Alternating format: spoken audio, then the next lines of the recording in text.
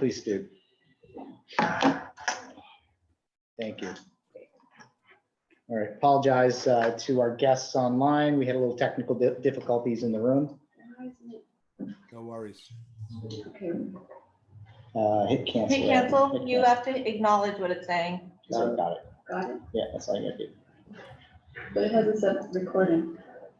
It does say it is recording though down below. Did you record to the file?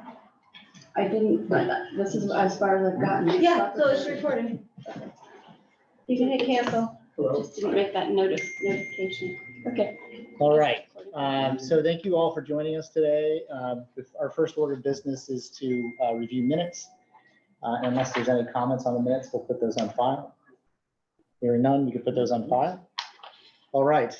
So our first order of business then is going to be Eversource, and we're going to be joined by several representatives from Eversource who thank you for joining us and working with us to get this scheduled. It's something that we've long been interested in working with you on. Rather than waste a lot of time on introductions, I'll just kind of introduce really.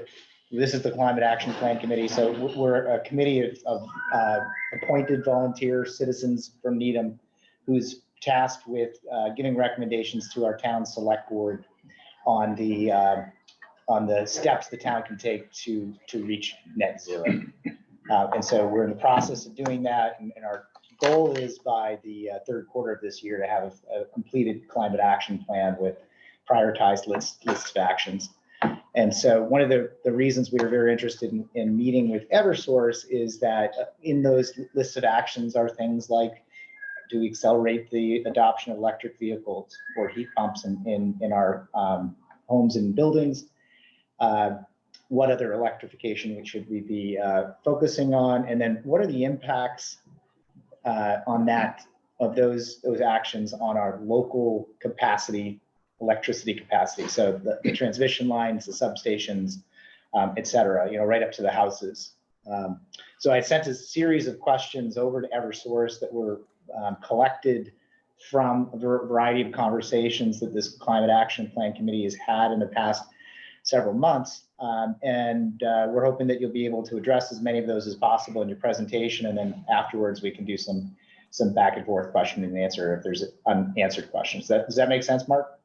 It sounds good. Thank you, Stephen. And thank you for inviting us. I know we went back and forth for a while trying to get this on the calendar. So thank you for your patience. I will allow my colleagues to do quick introductions because we've got folks from different parts of the company here to address most, if not all, of the questions that you did send over. So I'll just do quick introductions and then we'll jump right in. So Mark Rooney, I'm the Energy Efficiency Account Executive for Eversource.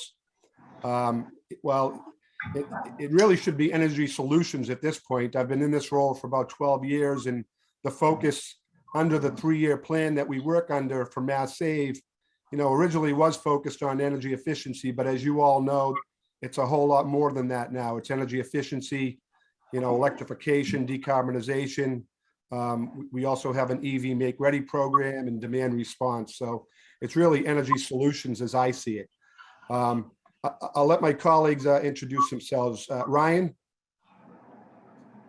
Sure. Good evening, everyone. My name is Ryan Willingham. I work in energy efficiency along with Mark and our technical solutions group. So I've headed up the electrification strategy and along with deep energy retrofit, which I'll be talking about today. And Gerhard?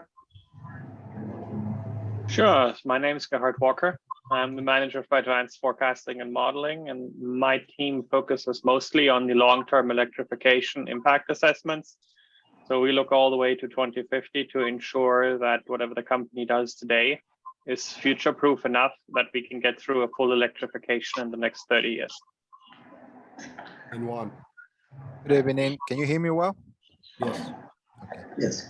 My name is Juan Martinez. I'm the manager for distribution system planning here at Eversource. So my team does the long range planning for distribution box substations for the entire state of Massachusetts, the area that we supply.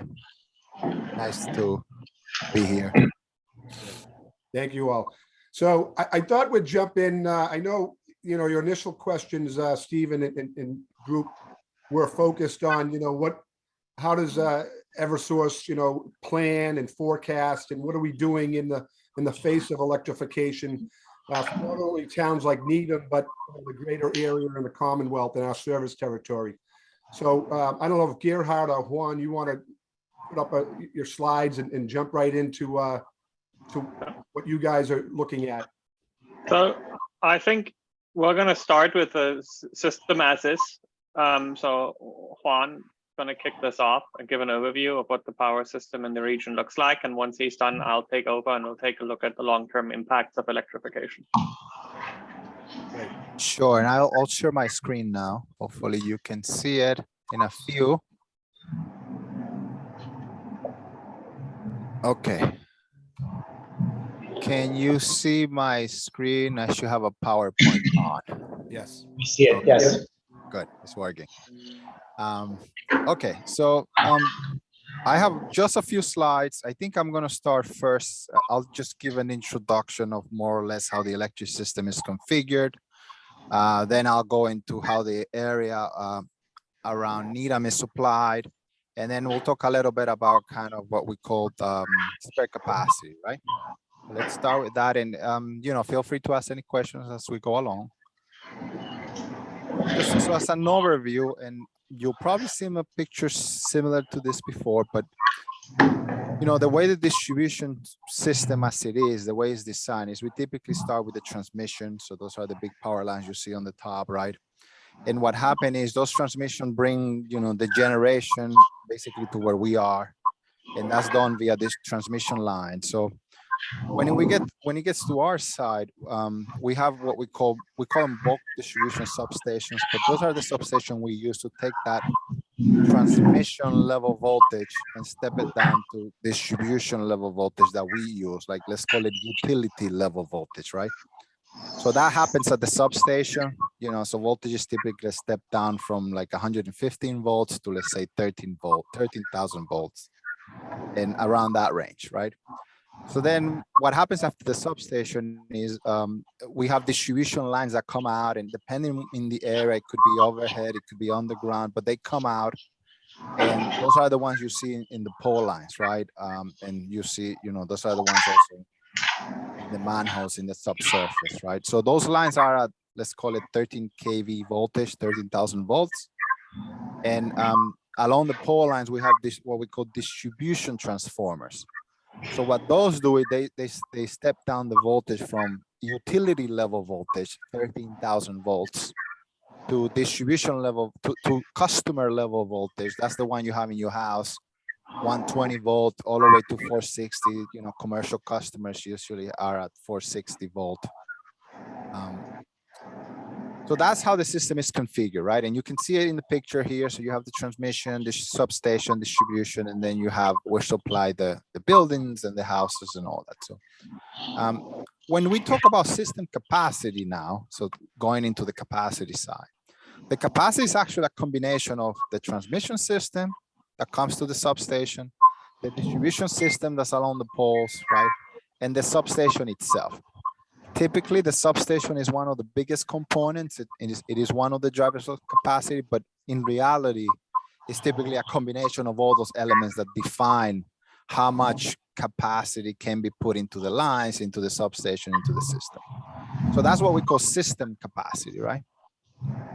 Now, what we call spare capacity or headroom, and these are some of the questions I'm sure were asked, is actually a combination between what the system, we call it nameplate capacity, is, the operational conditions, meaning we typically design the system to be able to handle the loss of the largest element. So when we define headroom, we define it at that condition, basically. And also something we call coincident demand. And this is one is a little tricky because although we have very good kind of historical data in the past of how the system performs, at the end of the day, the demand itself is just a aggregate value of everybody flipping their switch or turning something on, and it actually varies. So typically in like commercial areas, they do that at a different time than maybe in residential areas. So when you take the aggregate of all that, it's what we call a demand. And I'm saying coincident demand is going to come into play later, but I'm saying coincident demand because typically, depending on the area, like there's one driver. If it's mostly residential, like typically coincident demand coincides with that time when everybody comes home and turn on their equipment, right? And the substation will see that as the peak time. So that typically happens in residential areas between, let's say, 6 p.m. and 10 p.m.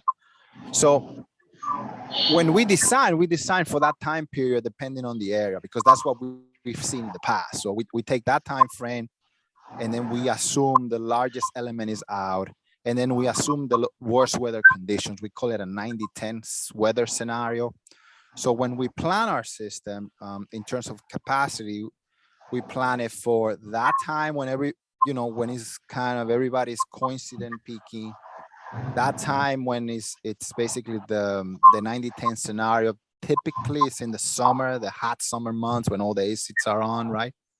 So that's typically what a 90-10 scenario is, the very hot summer. And then typically you lose the largest element. So it doesn't necessarily have to be at a substation, but typically the substation is one of the largest elements. So it's typically losing the largest transformer at the station. It doesn't have to be, it could be a different element, but most of the time it is. It's basically losing the largest transformer at the station. We designed for that. And that's how the spare capacity is basically decided, okay? Moving on. And I don't know if we stop for questions now, but let me move on to the next slide and let me know if there's any questions. I can answer them before we move to the next slide. I think we're good here. I don't have can we mute the room though? There's a lot of ambient noise that makes it hard for those on Zoom to hear. Okay, I'll continue.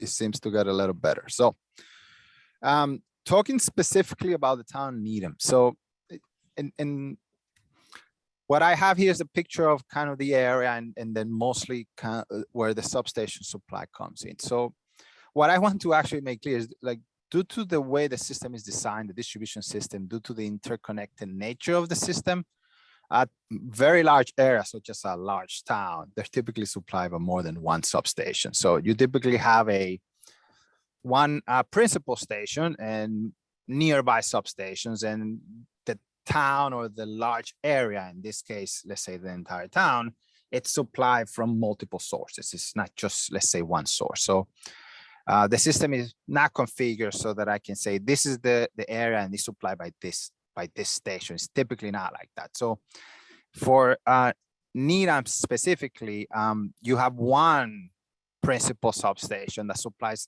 a lot of the load in the town, but then you have 4 nearby stations. So those are located at Dedham, Dover, Natick, Framingham, and then Newton.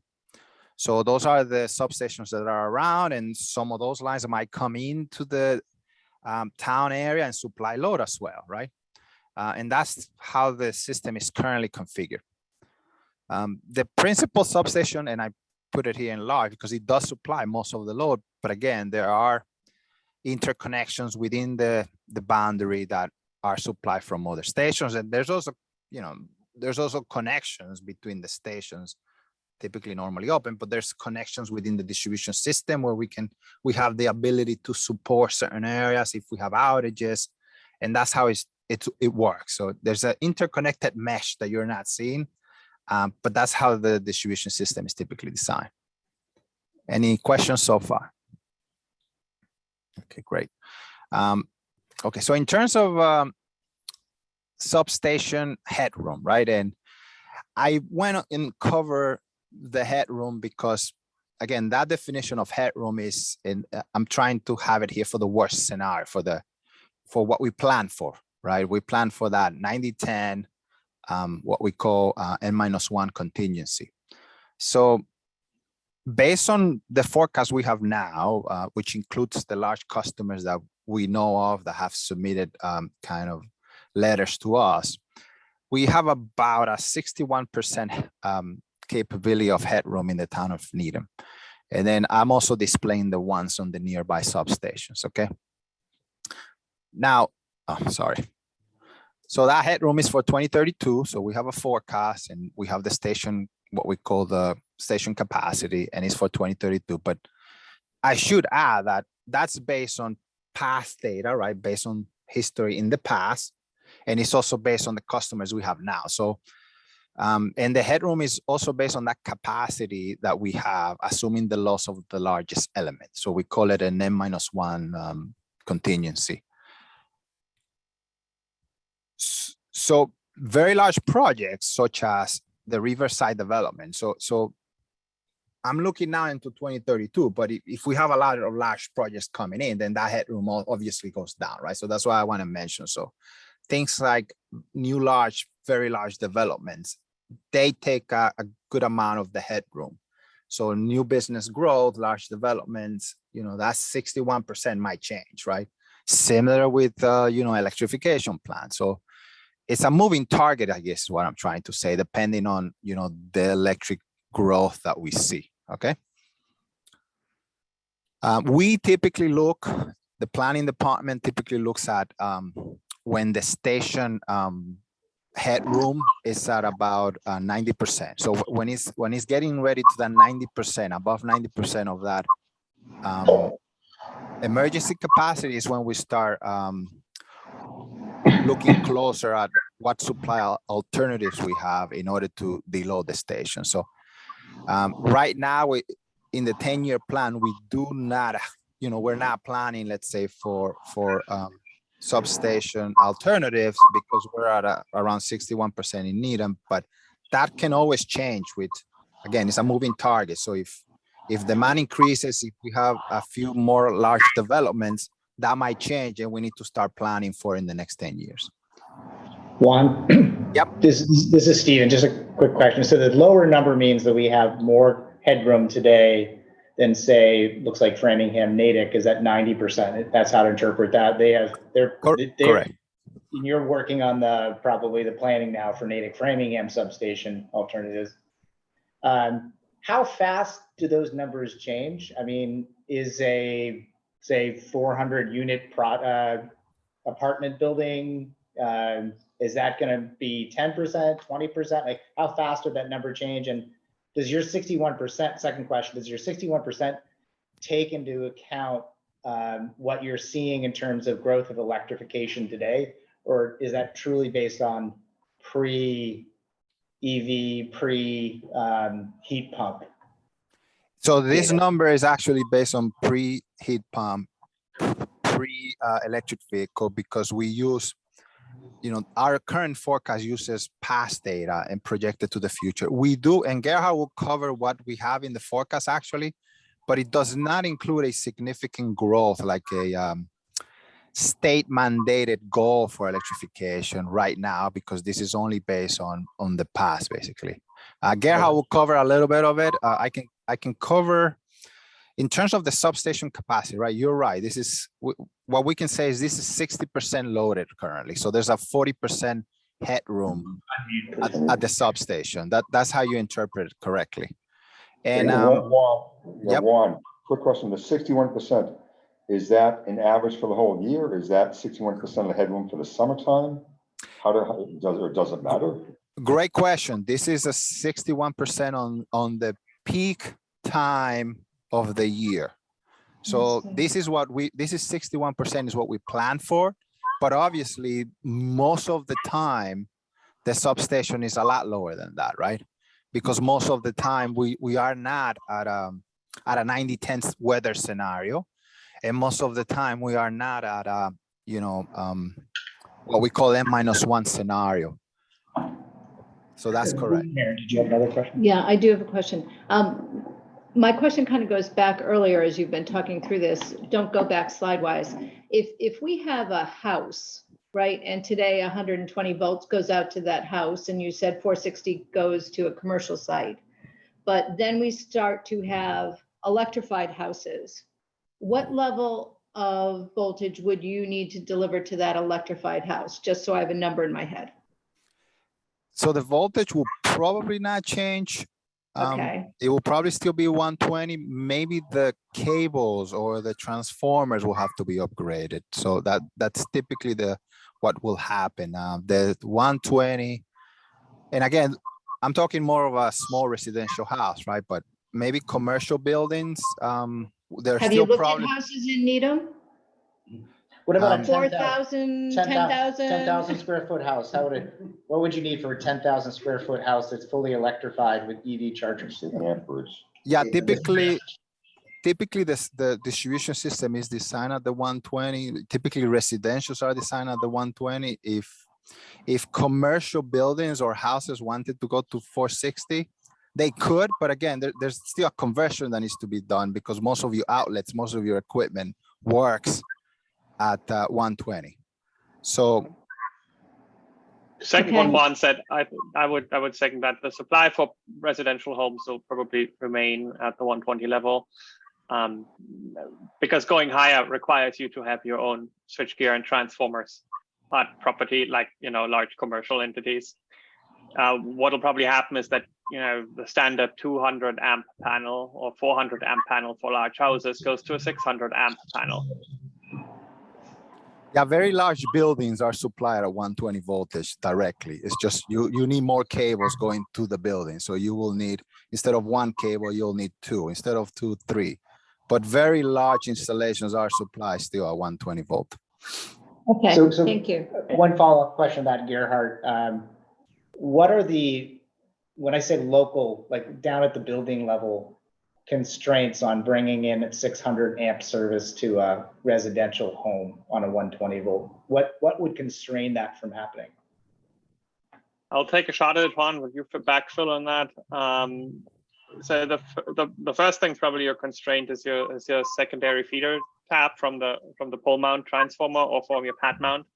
Then the pad mount is the next item. Those are fairly easily fixable items, and it can be done in days to weeks to upgrade that. The next thing down the line that runs an issue is your supply circuit. That won't happen because one house goes to a 600 amp panel, right? The circuits don't have an issue with that. That'll happen if every house on that circuit goes to a 600 amp panel. Then that circuit might need to upgrade. But again, we're not talking about changing the voltage levels. Changing voltage levels is exceedingly expensive because every piece of equipment, every insulator, every transformer, every piece of protection needs to be swapped out on that circuit. So essentially, think of it as an analog to water. Instead of increasing the pressure, you're just increasing pipe diameter. You're putting bigger cables up, so more current can flow at the same pressure or voltage. And far down the road is the substation upgrades. And one thing, just to put this in perspective, when Juan talks about planning and I talk about forecasting, we're focused on the substation level because everything downstream of the substation can be, in utility terms, fixed relatively quickly. So we don't need a 10-year forecast. We can react to changing conditions. Our substations take 5 to 12 years to build, depending on zoning, pushback from the population, local regulations. Substations, and I should add, substations also require transmission supply. So, Yeah. That takes a significant amount of time with all the permitting. So yes, Gerhard is correct. And when we say planning, and I'm mostly strictly talking distribution box substations that require transmission, and then the substation itself, and that it's what we do long lead planning for. Okay.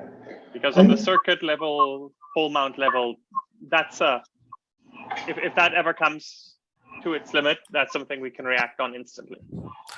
So just to put in perspective, so distribution level work gets planned within 1 to 3 years, and then substation level work gets planned within, let's say, 3 to 7 years. But then new substation, new infrastructure at the substation transmission level, that is, you're talking 5 to 15-year time frame, right? And that's the one where we have to get right first, because that's the one that takes the most amount of time. So a lot of work goes into making sure that is correct. The rest can just follow. I think we have one more question here. Just kind of following up on the question about the peaks. Are we currently still summer peaking? And do you see a shift when and if we go to more electrification of when that peak happens, if we're going to be in the winter or just? So maybe this is the time I pass it to Gerhard. If there's no more questions on my slides, that is exactly what Gerhard is going to cover. So let me know if there's any other questions, and then I'll pass it to Gerhard so he can cover that topic. Thank you, Juan. Any other questions for Juan before? Okay, great. Thank you. Muted again. So why don't I take the screen share at this point? Yep. Let me see if I can do this correctly.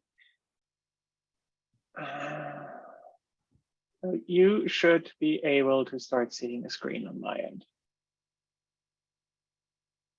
Is that Yeah. correct? Not yet. Excellent. Nice. No. So, Not No. yet. No. Now, There, yes. there. now I do. I have to hit the accept button here that I'm willing to share my content. Okay, excellent. So as introduced, so my team focuses on the forecasting side, and the answer on we'll take that right away. The answer on the summer winter peak, you're still very much summer peaking. But yes, the system as a whole, depending by region differently, will probably transition into a winter peak somewhere between 2030 and 2050.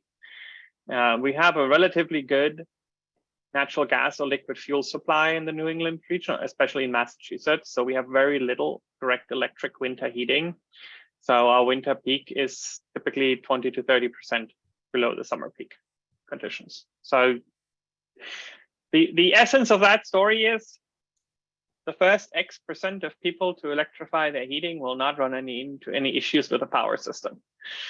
The people in around range 2030 to 2040 might find that a bit different. So that being said, I have a few slides prepared. I do want to start at a high level as well, because I do want to impress a couple of numbers here before we go into the nitty-gritty details. So the overall, if we look at the New England ISO, that's the independent system operator that covers all of New England. Their projections show an uptick of the peaks by about 230% from summer peak or 290% from current winter peak. So that's an additional 200% of existing peak. So we're tripling our demand, more or less. That's what we're going to be looking at. And at the bottom, just as a bit of an example to kind of show the impact of the heating side, right? You have on the left-hand side is your summer peak. On the right-hand side is your projected winter peak for the system. And this is in megawatts. So in the summer, we'll probably be around about 40 gigawatts compared to today's New England peak at 25. Today, we're peaking at 25 in New England. In the winter, we're traveling closer to 60. And the vast majority of that is going to come through the electric heating sector. So that's kind of what we're expecting at a high level. Now that, of course, changes. That's very locationally dependent. Some regions will transition to electric heating faster than others. If I'm not entirely mistaken, Needham has a natural gas supply. So the ROI for natural gas is typically lower to convert to heat pumps than, for example, propane or oil heated systems. They have a much higher ROI, so we expect those to transition a bit faster than natural gas. But all in all, towards the end, that's kind of the relationship we're going to see on those. So why is this important for us as a company to know this, and why Juan and my team exists, is what we just said. We have long lead times on our major projects. Distribution substations 5 to 12 years, transmission is even longer. Building a whole new substation takes, again, longer. So, and in addition to that, the company basically, we are a regulated utility. We have a constrained capital plan. We can spend X amount per year on distribution capital that we can put into the system. So it is a massive optimization problem on our side.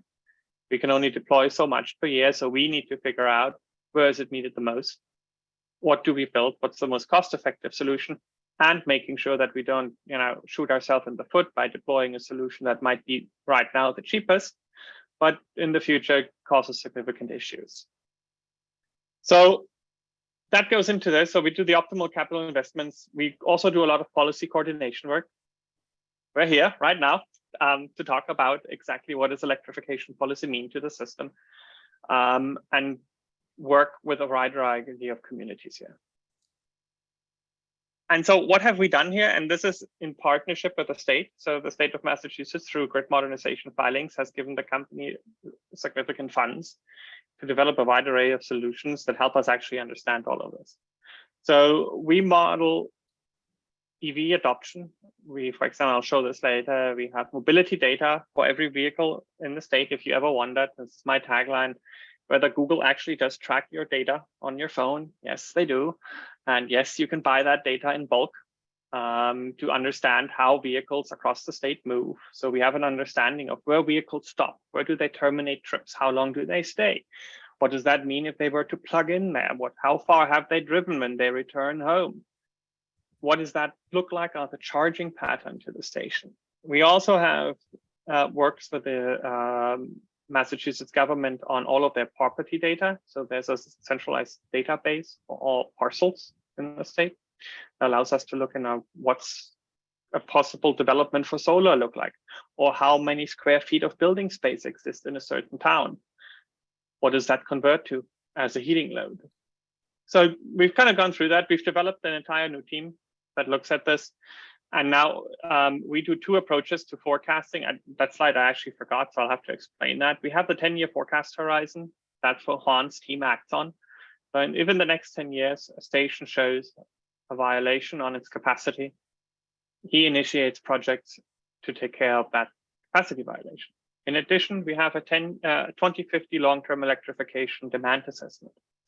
So for a project that is initiated to achieve a capacity violation in the next 10 years, the long-term electrification demand assessment gets pulled in to make sure that whatever we build to solve that problem can either be readily upgraded in the future or already meets the need to go to 2050. The last thing we want to do is come back twice in 2 decades for a project.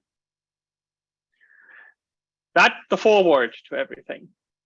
I'm going to come back to this slide in a minute. I'm actually going to jump. I'm going to plop this up right now. So this is your station as it exists today in blue.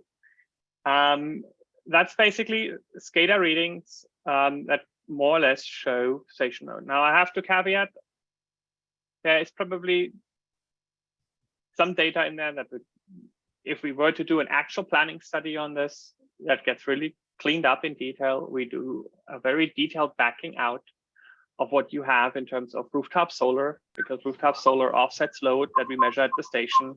It basically masks load on the system. We would account for any switching operations that happen or any unusual circumstances on the system. Gerhard? Yes. Sorry to interrupt. Can you just tell us what the X and Y axis on this graph is? Because it's a little hard to read. Yes. So X-axis is your hour of the year. So 8760. So there are 8,760 hours in the year. Okay. So yeah, for us, I'm sorry, I didn't realize that we work with 8760 profiles a lot, so it's kind of intuitive, but you're absolutely right. That's a year. So what you have here in the middle is your summer peaks in blue today. So you have summer peaking conditions where, as I mentioned, you're about 20–30% above your winter peaking conditions. It then tapers off into the fall. When it cools down, your load goes down, and into the winter it goes up. Now, in most cases, that's actually not because you have electric heating. That's your heating systems. They draw power. Heating systems consume quite a bit of electricity, even if they burn with gas. So that's your uptake here. And then you have mild conditions in spring again. It drops down, and as it starts getting warm, it's going back up again. Now, in orange, it's going to look a whole lot different in this 2050. The first thing we'll notice, we still have an increase in the summer, but that's smaller. That's your electric vehicle coincident charging. So if you remember what Juan mentioned on coincident peaks, is if charging happens in coincident with the system peak. So we'll probably see an uptake there. Of course, there's also a modeled assumption in there that there's a certain amount of naturally occurring growth. Buildings get remodeled, get bigger. footprint grows, more zoning gets approved for residential buildings or more commercial buildings, and so on. But the biggest jump is on the winter peak, right? That's where your electrification hits the hardest for the heating side. And those are your snap conditions outliers. So if you remember last February, we had this February, we had this one weekend where we hit -5 Fahrenheit, thereabout. So that's the conditions we plan for. And the problem we see with the heat pumps purely from an electric system perspective is that we have two opposing trends on the heat pump. We have a building that needs more and more energy as it gets colder and colder. And we have a heat pump that is less and less efficient as it gets colder and colder and colder. So your energy demand of the building exponentially skyrockets as you get into these really cold areas. In 99% of the year, the heat pump is highly efficient, works really well. But for those 2 days or 3 days where you go below 0 Fahrenheit, that's what we see here. Those are those modeled outliers where demand snaps up. So that's what we're looking at. Overall, compared to what station capacity you have, you've seen the map from Juan. Needham has a lot of capacity. Most of this can be covered with the existing station capacity. That's absolutely not an issue. And some of those outliers, either with demand management approaches or with some more innovative solutions, can definitely be targeted. So at least for, I would say, at least for the next decade or two, there is sufficient headroom at that station, unless Juan decides to disagree with me on that statement. But more or less, that's what we're seeing. So I think that's a fair statement. And I want to stress, what you highlighted is, as towns and cities start to develop their electrification plans, that demand management, that put that in the forward, because if that help us with the few days, right, that's a big win for everybody. So that demand management should be part of any plan and say, what are we going to do with those days where it's really cold? Maybe there's some way of managing the vehicles that day, so that is something that, we can work together, and that's something that should be highlighted in any plan, basically. Yeah. Go ahead, Gerhard. Thank you. And to just stress this point, right? And actually, Needham Station looks very well for this, because you have sufficiently capacity. We're only over on a couple of days. So what typically would happen now, if this shows up on a 10-year horizon, it doesn't, right? We wouldn't initiate any projects here yet because it's so far out. This load has to first materialize. We revise the forecast every year until we get into a 10-year window where we actually still see this. Nobody's taking any action on this now. But what happens now, once we have that violation, as Juan mentioned on the demand management, we look at what's typically known as non-wires alternatives. So the company has an entire framework and screening set up to go through what can we do here? Is it more energy efficiency programs? Is it demand response programs? Do we deploy local storage systems to help offset the peak rather than build a new substation? What capabilities do we have to prevent a full substation upgrade or a new substation?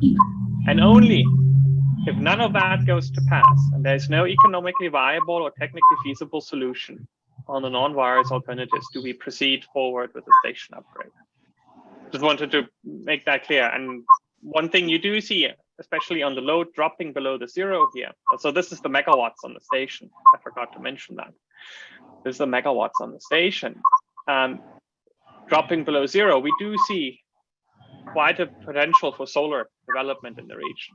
There are large rooftops in Needham that can house solar development, which would help offset some load, at least in some regions. That's here due to the timing, and it's a fairly residential load. Solar typically doesn't coincide with residential peaks. Residential peaks are early morning and late evening peaks, and solar production sits in the middle of the day. That's why we see these high load peaks as well as reverse peaks that push power back through the system.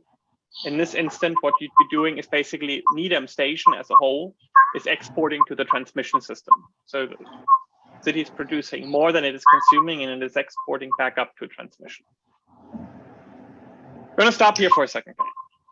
So Gerhard, I do have a couple of questions. The assumptions that you use to build these demand models, are they based on current state law in terms of things like the new specialized opt-in building codes, the new stretch code, things of that, the incentives around electrification for heat pumps and vehicles? Are you using that to anticipate an uptake? And if so, what's that curve look like? Is it a linear curve? Is it a hockey stick? What are you using in your model? So that's a good question. So first, to answer what you're seeing here is 100% conversion, right? This is 100% if we assume that all of your square footage is run electrically, as well as every vehicle. We were able, from the traffic pattern analysis, to see the vehicle volume if all of that charges electrically. That's it. That's 100% conversion. So that's 2050 plus under current state objectives, right? Right. I think they're at like 96% vehicles by 2050 and 98% of vehicle building stock. So 2050 plus, so 100%. Now, yes, we do model this. Exactly what you said, right? Because going back to what I earlier showed, we do have to make prioritization on capital investments. So some regions are prone to adopt faster than others. Some regions show a higher adoption propensity for electric vehicles, for electric heating. And typically that's tied to a variety of factors. For heating, the primary fuel sources typically one. Like I said, natural gas is comparatively cheap to propane and oil. Buildings with oil and propane don't actually need incentives. They have an ROI of 3 or 4 years on the heating cost if they go to an air source heat pump. They have a higher likelihood of adopting. Gas buildings, I live in a gas, but my house heats gas. I have a very hard time making the business case to go to a heat pump. It takes years, if not a decade, to recover that. So we do model that. We model based on socioeconomic factors in the area. We use regression models that look at historic pickups. So who's been buying an EV historically?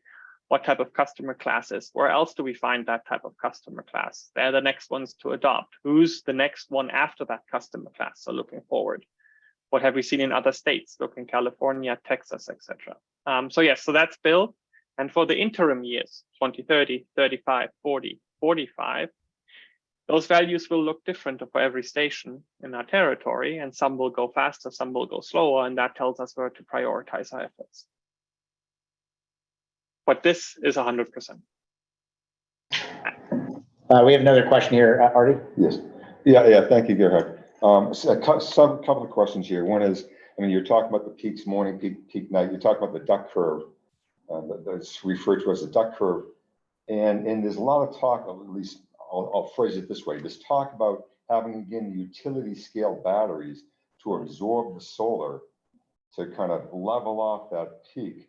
But it sounds like you're saying none of this modeling has that in there to try to actually bring the renewable energy more into the flow of when it's being used. Is that true? There's no utility scale batteries in the system? So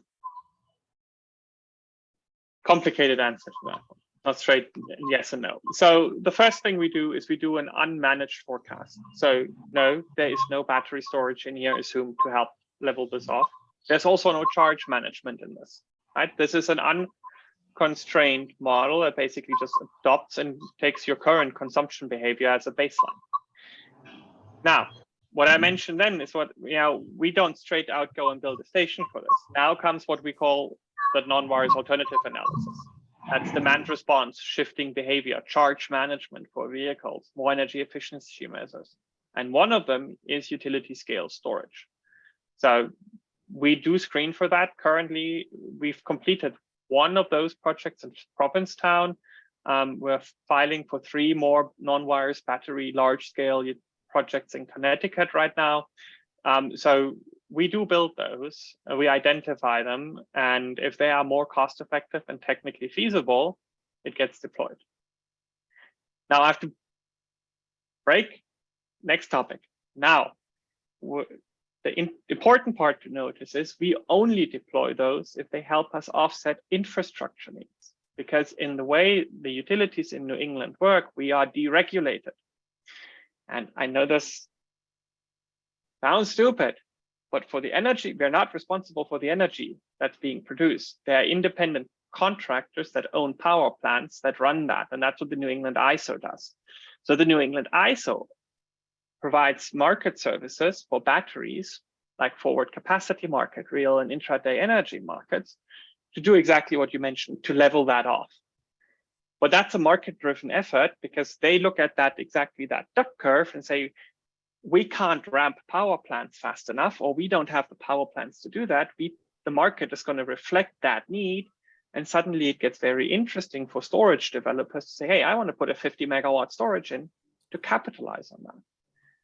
And between us and National Grid in Massachusetts, there's about 2,000 megawatts of storage currently requesting to interconnect to solve exactly that problem. But that's a market-driven exercise that we don't have control over or any influence on. If we develop storage, it's only to offset the need of a substation. And we are not allowed to use that in the market. We are a deregulated utility and we cannot interfere in the market. So it's a different asset. That's something entirely. Ours with Peak Schaefer Station, the storage being developed, attempts to store solar during the day, put it into the system at night to capitalize on that arbitrage in the market. Sorry, it was a little complicated. It was a good question. It was a long answer. We might want to keep it unmuted now so we have a little bit better. So that was going to be a follow-up, but follow-up kind of a previous slide going back to Needham. So we're talking, you know, the force essentially, pushing it is the volts, I believe, and the flow is the amperage coming into the house. And so in Needham, we're talking about, you know, at 61%, for example. I assume basically you're talking about the peak demand amperage load, the amperage load pulling in that the whole infrastructure in the towns are pulling in. And then, yes. then the main one substation is then feeding the bulk of the town. We have had a house in Needham, a fairly large house, which wasn't, I guess I'll use the phrase, wasn't allowed to connect to the grid as an all-electric house because that the distribution line, I say on the street, could not handle it. Now, I don't know where the street was. I don't know what the voltage was on that line. It probably, I'm sure it wasn't a 13.8. I doubt it was 13.8. But at what point do you say no? Because I mean, the transformers on the streets can be upgraded to something. Certainly they got upgraded when the solar is back feeding into it. But at what point can we understand where the answer is going to be no? Well, so you said the answer was no at one point, but I assume it was only no until we upgraded the line. No, my apologies. It was no until they changed it from all electric to go into partial fossil fuel. Okay. We have just partial information on this, so we're wondering about whether or not this happens often, where a house exceeds its demand, its load exceeds what the local transmission line from pole to house can handle. And then the homeowner has to back off of electrification plans as a result. Or pay for the upgrade. Well, yeah, no, I mean, it's So, common for homeowners to upgrade the line to the pole, but it sounds like it was a bigger problem than that. Where would the problem be in that situation? So let me try to dissect that. So yes, right. So typically the answer, if there is not enough capacity, we will say no until it is upgraded. Now, depending on the situation, that upgrade, this is how this is handled, is paid for by the customer, because if that customer now causes X amount of thousands of dollars of upgrades, that's his cost or her cost, and that doesn't get distributed on everybody else who pays the electric rates. Now, the same thing with solar. Sometimes that backs down the project a bit. If solar interconnects, they run into the same issue.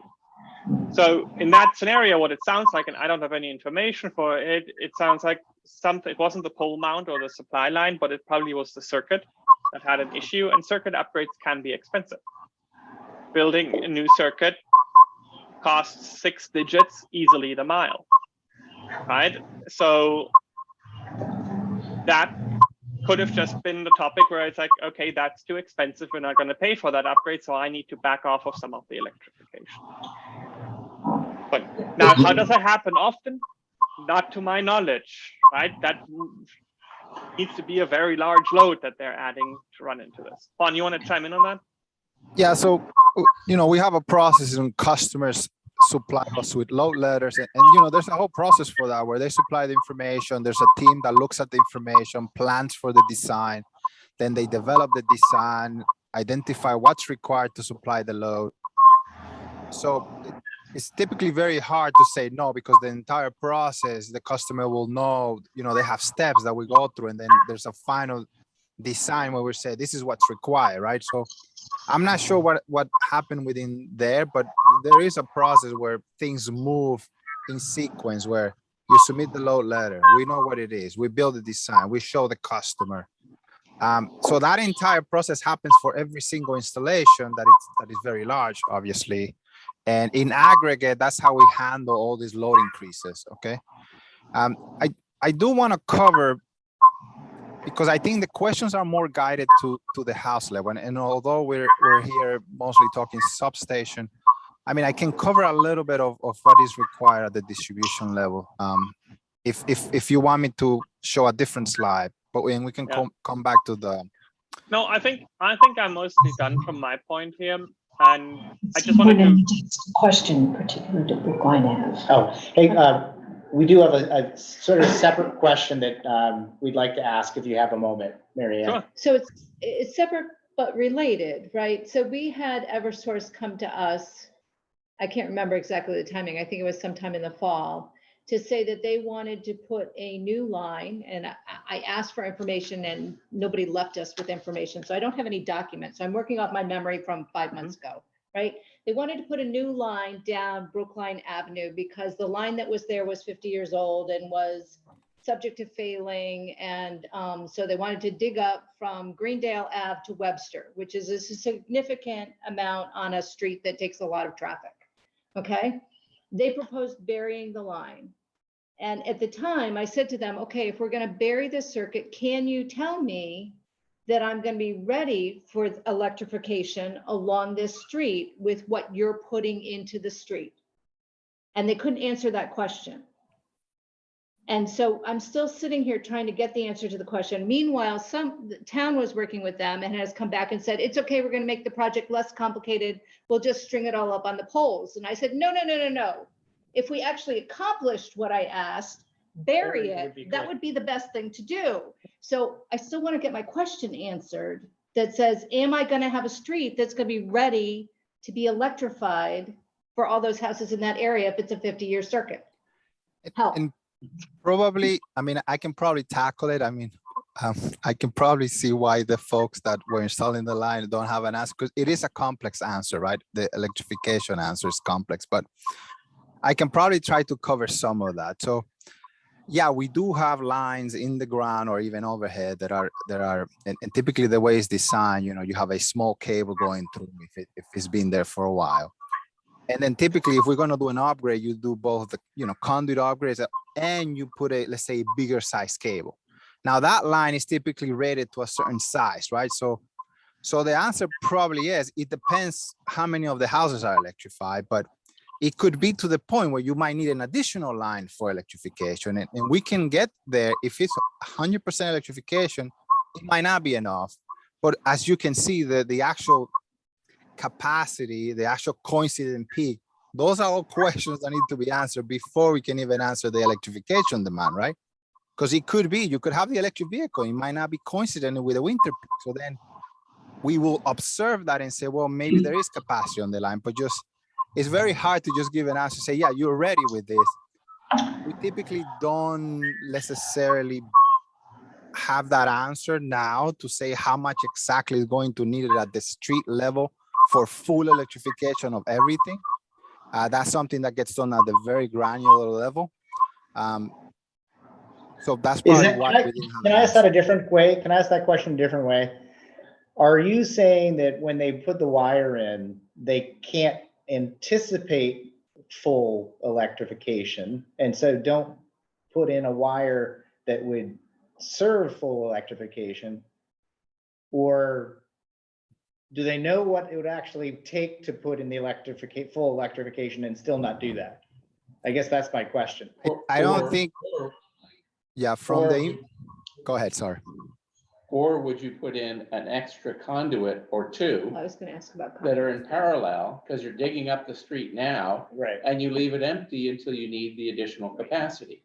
That's actually, yes. So typically what is, answer, Bob, at the very end. The answer they should have gave you was yes. So I And we're asked gonna put an about extra conduit. conduit Could in you there. put conduit in the ground that would do that? And they couldn't answer. And like the town's been trying to ask this for 5 months. So I'm here tonight to say, what the heck, guys? Who do we I just talk want to to to get make an the extra right conduit? decision for the town. So let me try to get at this from a slightly different angle. The challenge behind this, and this is the challenge with all forecasting. The smaller your set that you're forecasting, the less accurate your forecast gets. If you were to ask me when a single house turns all electric, that's impossible to do. If you ask me when a street turns electric, right? Okay, now I've got 100 houses, so there's some averaging effects in there. It gets easier. That's why and at a substation level, I've got thousands of homes, so I've got a fairly good way of doing this. If one person doesn't want to electrify, that doesn't do a dent in the forecast. If some people move faster, that doesn't move the forecast. So asking about a specific street with customers, we could try a forecast on that, but the error bars we would have to wrap around that forecast would probably be larger than the forecast itself, because the set of customers you're forecasting for is very low after a very, very long time horizon. Keep in mind, this is 30 years out. I don't know what's up in 30 years. So I got that. I understand that. I'm just trying to figure out how, as an executive of the town, I future-proof these decisions that are being made today in the best way possible. And it would be really helpful for Eversource when they work with towns to help them make decisions that support that. And it's not clear to me that we're doing that today. yeah, That's what that's a completely fair question. I do understand where you're coming from. I completely understand it.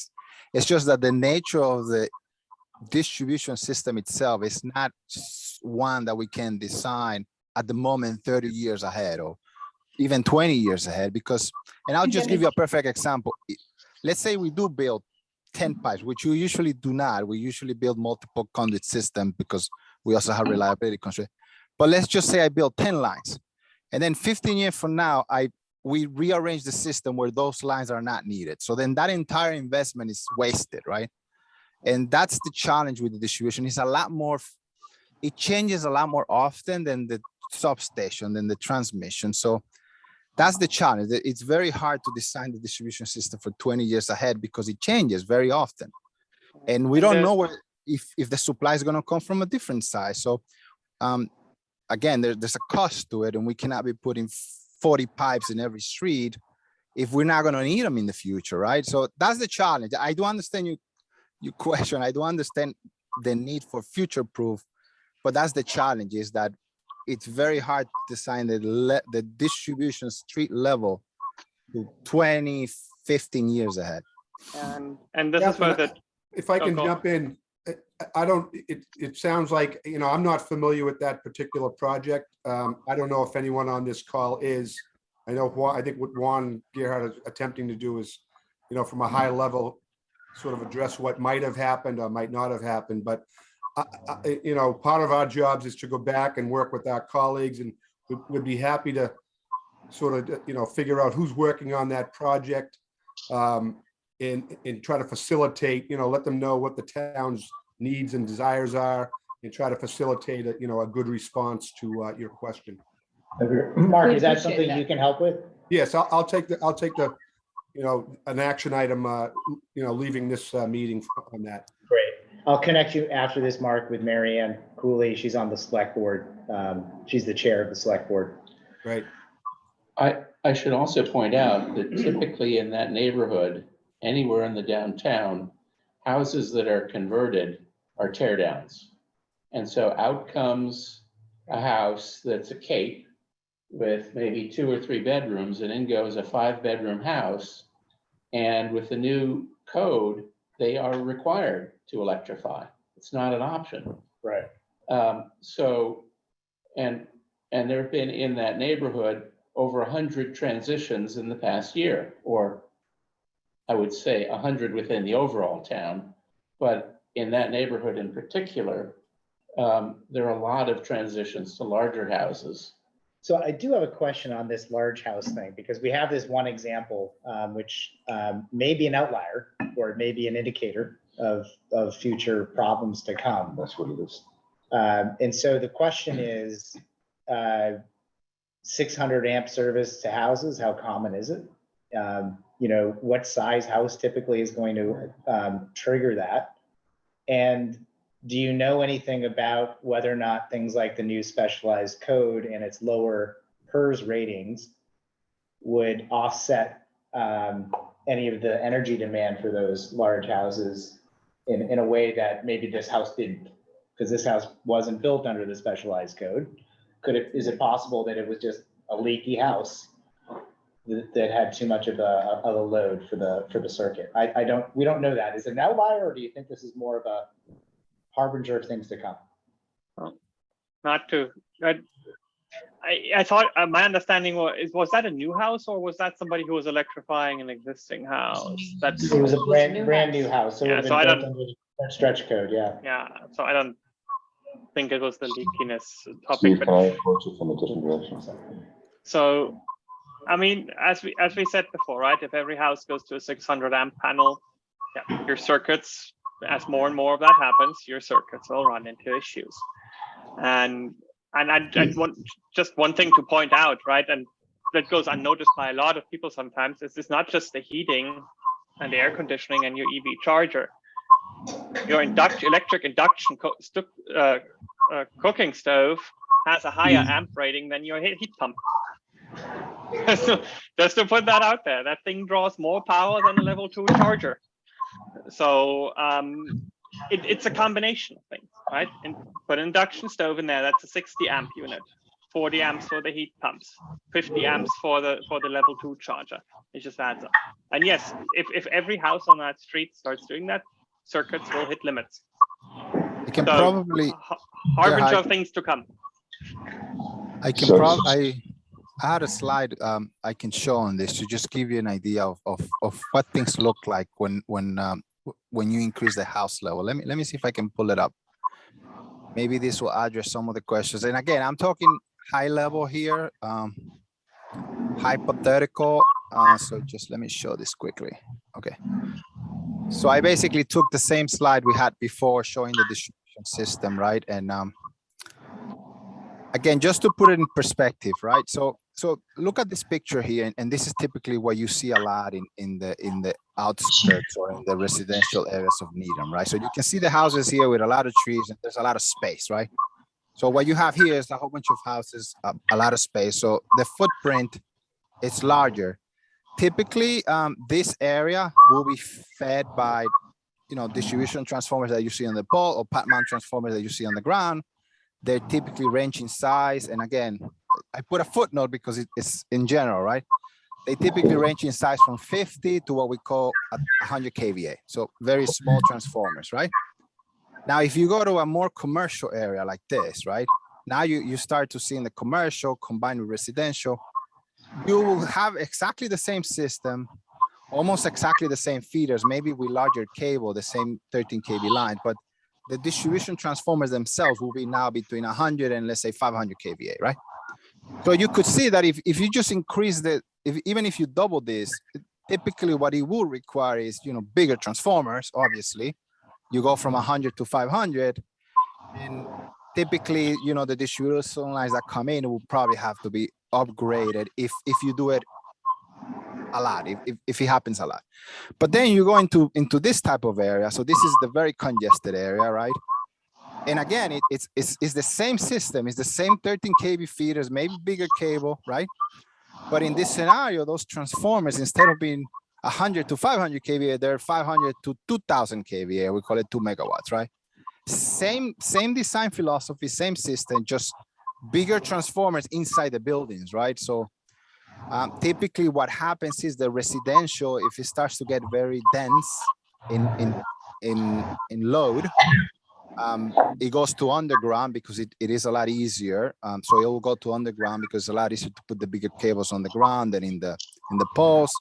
Typically the transformers will go to pad mounts, or we'll go bigger transformers in the street. But that's kind of the progression of a distribution system. So as you think of this, that's typically how we've seen the projection. So I'm trying to show you what it looks like as it increases from residential to more commercial to actual like a Metro Boston area. And they all get supplied by the same design criteria, the same substation type, the same distribution feeders. The change is more at the, at the distribution end. Yes, obviously, cables are probably bigger coming from the station, but the design itself is the same. I'm trying, we can, this is typically the projection. Any question? I hope this answers that question of the street level that you have. Juan, I'd like to follow up a little bit, get a little bit more detailed on that, because does have to do with the future. So I assume in Needham, obviously there's some main lines going through Needham, maybe some trucks going down Great Plain Ave, Highland Ave, Webster Street, something to that effect. And then off of some of those main distribution lines, what voltage are those? Those 13.8? What are those? Do you know what those are?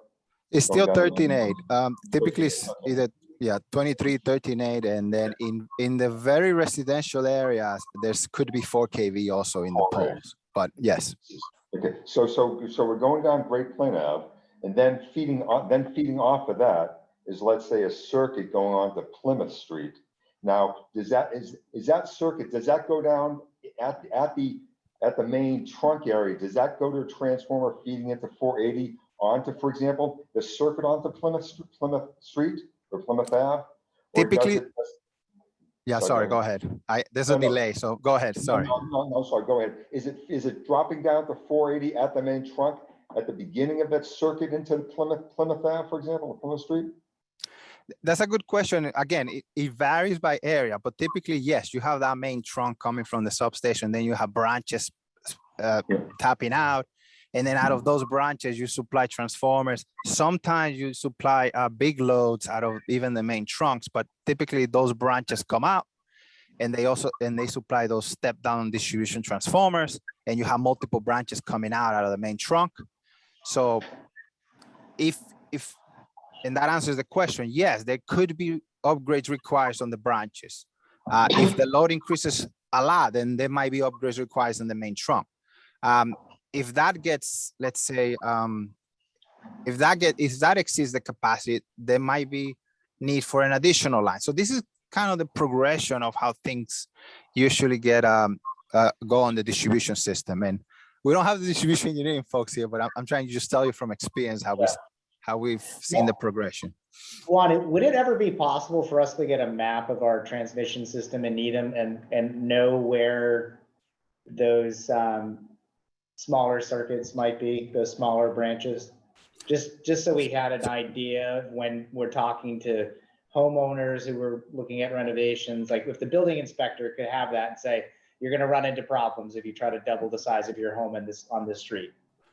So we actually have a hosting capacity map that has the lines, and it might not give you I think we're adding the capacity, but we do have a hosting capacity map that shows the lines and kind of shows the capacity per line. That's public information, it's out there, but that's probably the extent to how we, information we provide. We typically don't provide operating maps, outside of the company for obvious reasons, but the hosting capacity map does have the, is that the hosting capacity map, Gerhard? Yeah, so Juan, the main problem in the circuits, the main problem is not the transformer feeding it, it's the gauge of the wires or the number of wires going down the circuit. Is that correct? Where the problem would lie? So it depends on the area, but typically we have, thicker cable on the main trunks. If the branches start getting overloaded, and you upgrade the branches. And then if too many branches get overloaded because the demand increases, then probably the main trunk will need to be upgraded. But at that point, probably a new circuit will be required, right? So those are the kind of things that the planners and the engineers on the distribution engineering group look at. What is the best way of supplying an area that's increasing in load, right? And it's a step process, right? It's as we see the increase coming, what is the best solution for that area, right? So to what Juan mentioned, we do have these hosting capacity maps. So if you Google Eversource hosting capacity maps, you can get access to these maps. This shows you the three-phase backbones right now. So your substation is down here, the red dot. These are all the three-phase pieces of equipment on there. That gives you that. I want to caution one thing: the values on the hosting capacity map, generation hosting capacity map, they don't reflect any information on load, right? So if it says there's a megawatt of hosting capacity, that's to feed generation into the system, not to pull it out.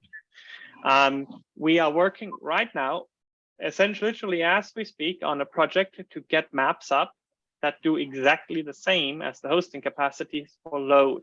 So within the next 12 to 15 months, those maps will be up and running system-wide.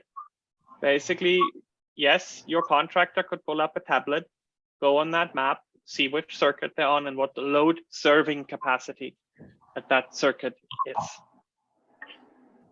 I want to be mindful of time here.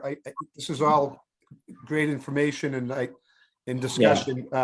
I don't know if we want to continue down this path. We do have Ryan Willingham on deck to talk at a high level a little bit. I know, one of the questions was, how should the town of Needham be working with Eversource on electrification moving forward, right? So I think Ryan was going to jump into, some of our offerings, not only for the town itself and their municipal and school buildings and, streetlights, but we have residential programs, small business programs, large commercial industrial programs. So I think Ryan can give you a sort of a high level on the types of incentives and resources that are available for electrification. Thank you, Mark. Go ahead, Ryan. It'd probably be best if you just shared your screen, Ryan, if you have the.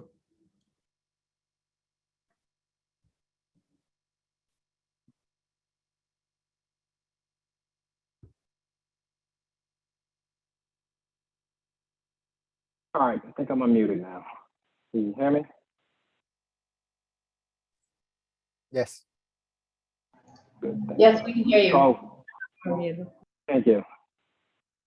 So I'm going to talk a bit about electrification and what it means to Mass Save, mainly on the C&I side, though, because I think I was talking to the town of Needham, and town would be eligible for support on the C&I, commercial and industrial side, not the residential. And we're talking about electrification. I always like to do a setup slide, just making sure we define and we're on the same page about what electrification means to the programs. So it's any conversion from a fossil fuel. So that could be gas, could be oil or propane. And Needham, we're probably talking mainly about gas.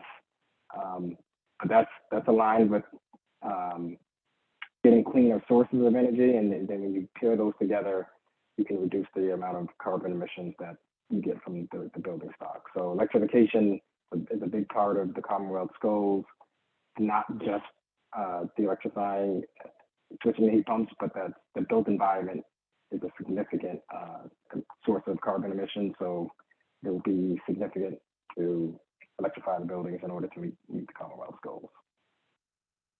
As you think about how we're going to electrify, again, the primary focus will be on space heating for the Mass Save programs. So that's mainly heat pumps, and it could be partial or full electrification. But we're also looking at other ways to electrify, including electric lawn equipment, domestic hot water, battery-powered forklifts, but that probably doesn't apply to the towns, but induction cooktops and process flows as well. So focusing again on the heat pump side, there's two main pathways for existing buildings to participate in or to receive support for electrification, there's a prescriptive path. And in general, prescriptive means simple. So it has a lower amount of equipment, but for the equipment listed, air source, heat pumps, unitary split systems, as well as VRF systems, refrigerant flow systems, and ground and geothermal, we do have prescriptive offers, and it's as simple as if you know what the size of the system is in terms of tons, you can figure out what the incentive is pretty quickly. This is only eligible for projects up to 150 tons, and again, partial flow displacement is allowed, and it is required that the systems are used for space heating. We know that some folks will install heat pumps for the cooling benefits, and that's great, especially where there is no cooling, but in order to receive support from Mass Save, it would have to also be used for space heating. And again, this is for existing buildings only. At the bottom, I have a link for new construction major innovations. But for the prescriptive offer, that's for existing buildings. For the custom offer, that's for pretty much anything that doesn't fit within that prescriptive paradigm. So projects larger than 150 tons or equipment not covered by the offer, which in a lot of commercial buildings, larger commercial buildings, you'll see air to water heat pumps. And so those are not covered currently by the prescriptive offer, and any kind of process heating as well, not covered by the prescriptive offer. So you'll want to go custom. And as far as eligibility for custom projects, just things to keep in mind, there has to be a net reduction in energy use. That's what the MMBTU reduction is. And basically what that's requiring is that you have to leverage a coefficient of performance. So there, with this push for electrification, there are some we've been asked about supporting electric boilers. That would not reduce the energy use, so it would not qualify for power electrification incentives, generally speaking. And yeah, so there are also some cost-effective criteria that it needs to be as well in order for us to support a custom electrification project. Dive a bit deeper into the prescriptive heat pump incentives. So again, I noted they were simple. So for the air source equipment, it's $2,500 a ton. So this includes single and multi-head split systems. This is dominated right now by the what we call residentially sized equipment. So that's less than the 5.4 tons. You'll still see that in some commercial buildings, smaller commercial buildings tend to also use that equipment. For air source VRF systems, it's $3,500 a ton. Those are typically a little more costlier, a little more difficult to install. So we offer higher incentive for those. And then for ground source heat pumps, both closed and open loop systems, it's $4,500 a ton. If you need any more information on that, there's a link to the Mass Save website where you can learn all about our heat pump offerings. I do want to take a note to talk about weatherization, take time to talk about weatherization and electrification, because especially with an older building stock, the importance of weatherization becomes even more amplified. If you weatherize the building before you electrify, it allows you to reduce the heating and cooling loads, which can reduce the size of the HVAC system that you need to install. So you get smaller HVAC equipment. It also gets you an improved shell and can improve your ventilation loads. So we can realize both cost and energy savings in that case. And this really leads to maximum decarbonization, which is what we're after. So that's the electrification piece. I did have some slides on deep energy retrofit, and I'll go through these quickly because I want to make sure we have time for questions. We launched the deep energy retrofit offer late last year. And if you're familiar with deep energy retrofit, then you know that there's no single one definition that's used nationwide. So we had to define what it meant to the Mass Save program. And so for Mass Save, the C&I deep energy retrofit offer defines the deep energy retrofit as 40% carbon emission reduction in carbon emissions. So this reduction is relative to the existing building usage, and it does not include any renewables. As far as project requirements, we do require that the building electrified space heating. It doesn't have to be full, it could be partial, but you have to electrify the space heating, and you also must make some weatherization or ventilation improvements because we realize in some larger C&I buildings that ventilation actually is the dominant factor. And then as far as eligibility for the building, it must have a commercial meter. This is a commercial program, and it must be occupied for at least 1 year prior to engagement with no change expected over the course, so that we can that reduction has some meaning behind it. And Ryan, I think it's important to note that 40% reduction is over 3 years, correct? Yes, I was going to get to that, but yeah, you Okay. have 3 years to implement the program measures.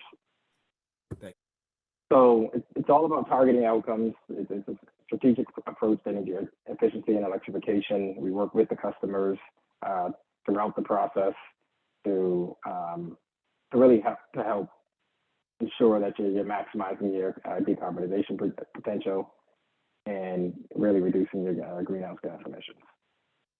If we look at the participation benefits, the first obvious one is a drastic reduction in greenhouse gas emissions. So that's great. There's financial benefits. It's $1 per square foot. That's an additional incentive on top of our standard energy efficiency and electrification offerings. And there's also up to $20,000 for commissioning, because you want to make sure that the measures that are installed actually realize the savings that are predicted by our models and that we discussed with you. And there's other benefits, including publicity and that technical assistance. So as I mentioned, it's an independent layer on top of our existing energy efficiency offering. So this slide kind of gets into some differences that you might see between energy efficiency, your typical energy efficiency and electrification measures and DER. So from a baseline standpoint, Deep Energy Retrofit is always looking at the existing building's usage. On some of our standard offerings, sometimes we have to look at things as they're at the end of their useful life. So we have to take a code or a standard practice baseline. So that affects the savings that we get to claim. But from the Deep Energy Retrofit standpoint, it's all compared to the existing building's usage. On the technical planning and support side, we do offer sort of enhanced technical assistance than what you would get just through our standard offering. So it's really meant to really dive deeper into what that building's potential could be. And then again, that incentive is an extra $1 per square foot on top of the incentives that you would get for just implementing the measures. And then that $1 per square foot is actually split into 2 different milestone payments. So we'll pay 60 cents a square foot once 25% is reached, and then 40 cents, the remaining 40 cents when you reach the 40% mark. As far as the feasibility of Deep Energy Retrofit buildings and what you should be targeting, the first thing to look at is savings potential. So older buildings with aging HVAC, oil propane use is always good just because of that makes things a little more cost effective. If there's been limited past upgrade at that particular site, that could lend itself to being able to reach deep energy savings. And then if there's high bill complaints, that could also signify that this is a good building for a deep energy retrofit. Then the customer motivation piece too. So municipalities have been leading the charge really with deep energy retrofit and electrification, because a lot of municipalities have climate goals and sustainability goals and directives to decarbonize. So we are seeing a lot of action in the muni space. And then having that dedicated champion within the town to really drive these projects, because 40% reduction is pretty significant. You need to have a strong partner within the customer's organization in order to really reach those goals. And then as far as the deep energy retrofit process, so this is kind of what Mark was alluding to earlier, it starts with, we find out that a customer has interest, then it leads into, we do our own sort of assessment from the beginning, make sure that there's no red flags at the site, that, it was built in the last 2 years and doesn't have high DUI. It's probably not a good target for deep energy retrofit. So we try to do some initial screening, But then that leads into a feasibility assessment. And that feasibility assessment is 100% covered by Eversource. We just send a vendor out to look at the site and to identify all the measures that can be implemented at the site to help reduce the energy consumption. We also would identify the electrification potential and hopefully at the end of that assessment, help the customer understand what the options are for electrifying. If after that feasibility assessment, it determines that 40% is achievable, then we would move into a detailed assessment. And so that's like our typical TA studies, just a little bit more for deep energy retrofit. And that's typically cost shared with the customer. I know we sometimes have some special arrangements with munis, but typically the detailed assessment is a cost share with the customer. And then after that detailed assessment, that would identify all of the measures that can be implemented to reach that 40% target. And that's when the deep energy retrofit term starts. And so you have 3 years to implement the measures identified in the detailed assessment to reach that 40% target. And so somewhere within that 3 years,